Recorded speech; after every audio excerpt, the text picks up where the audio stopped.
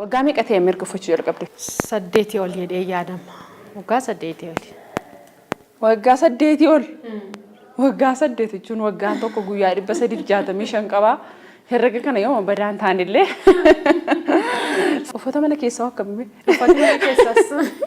Uffata mana keessaa akkamii? Bichaamaa kan jedhamu kan. Amma ofuma kooti nan hojjechiifadha. Uffata aadaas mana keessa uffachuuf kan sii ta'us. Walumaa gala uffatuma aadaan fayyadaman uffata halkanii uffadhee bulullee. Uffata halkanii uffata mana keessaa dabalatee hundumtuu. Sireen kee maaliin miidhaga? Sireen koo aadaadha. Sireen koo kan ammayyaa kana miti yaani.